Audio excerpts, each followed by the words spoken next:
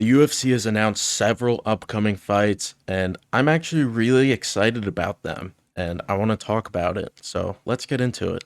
Good morning, good afternoon, good evening, and good night.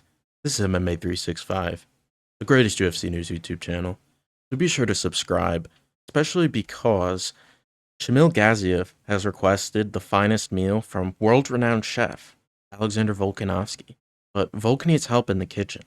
And the only way we can get Volk help is if you hit that subscribe button. About 92% of you are not subscribed. So if you're a new viewer to the channel and this is the type of content that you enjoy, then please consider hitting that subscribe button. Helps me out. Thank you.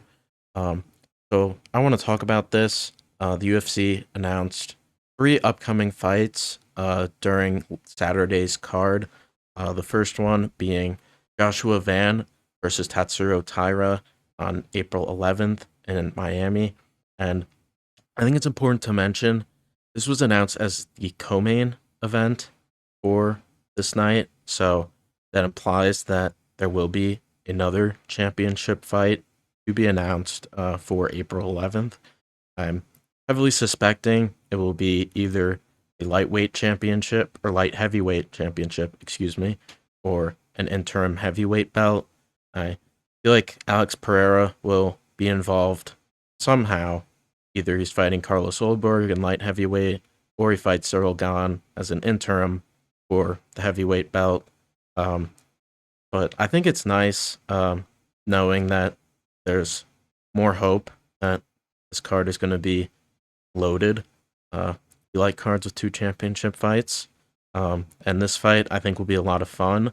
I feel like Manel Kape had a better resume than Tatsuro Taira, but I understand the reasoning because Manel Kape has fairly unreliable history in terms of making weight or sustaining pre-fight injuries, whereas Tatsuro Taira doesn't. So you're announcing a championship fight on relatively short notice. I think Tatsuro Taira is the right call.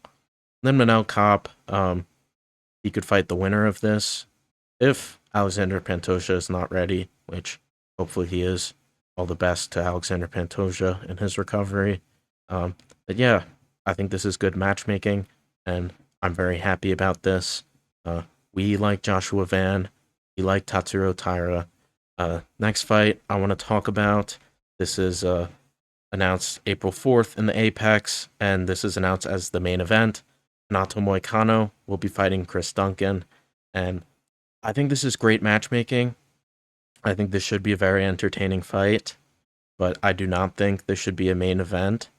Even in the Apex, where our expectations as fans are pretty low, it still kind of feels a little underwhelming as a main event, right? In terms of like expectations, it's like Apex fight night, regular fight night in an arena, Middle East fight night, and then a numbered card where our expectations ought to be high.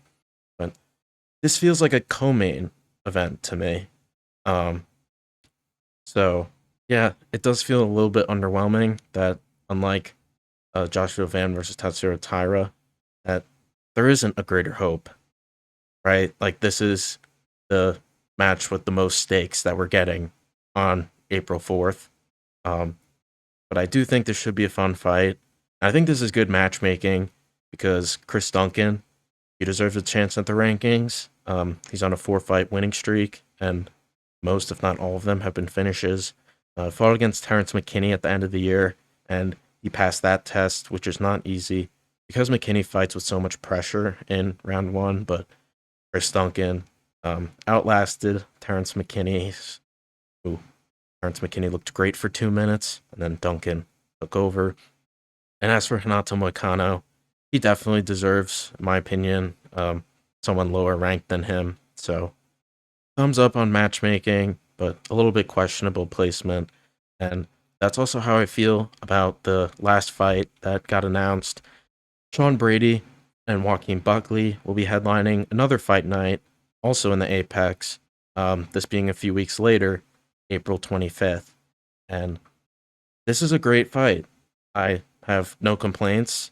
It's just what I don't understand is how come Gilbert Burns and Mike Malott are headlining a card in an arena in Winnipeg, whereas this is taking place in the Apex.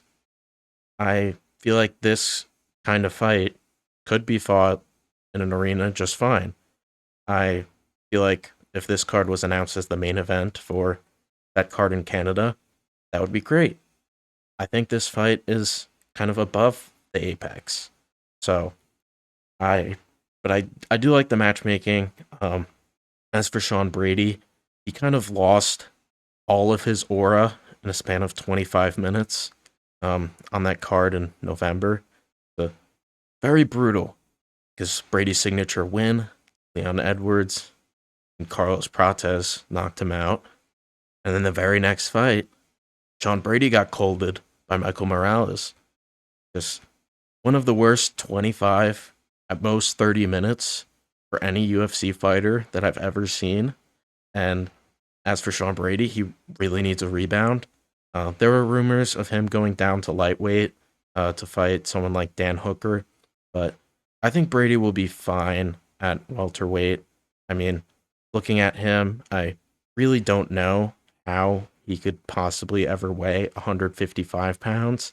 He's someone who fights around like 190 pounds.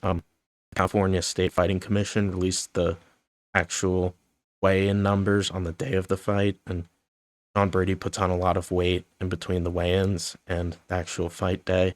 That's at 170 pounds. So I think Sean Brady should stay as a welterweight. And as for Joaquin Buckley, he lost against Kamaru Usman in December, I believe. But I think this is also a nice rebound for him because Usman, obviously, we don't know how much he has left in the tank, but former champion, perhaps one of the best grappler in welterweight division, if not welterweight history. I mean, Buckley did lose pretty convincingly against Kamaru Usman, but this is a chance to show that how much he's improved his takedown defense or his grappling. Hopefully he has, or else this fight won't be competitive. But Sean Brady, he isn't exactly the most powerful striker, so this is Buckley's chance to show his takedown defense, and Buckley is a very adept striker. He has probably the most famous knockout in UFC history, that 360 ninja kick, the knockout in Casagna. That was sick. But can Joaquin Buckley defend a takedown? That's really all that this will come down to. I wish fans would have the privilege to watch it in person, but alas, either way, this is good matchmaking, and I am pleased with all three of these fights. I'm whelmed. What's up? That'll conclude this video for now.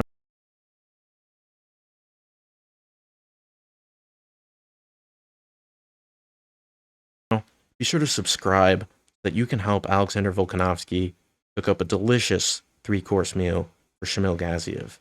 Shamil's a tough customer. We need to give Shamil the finest meal deal available. Thank you for watching.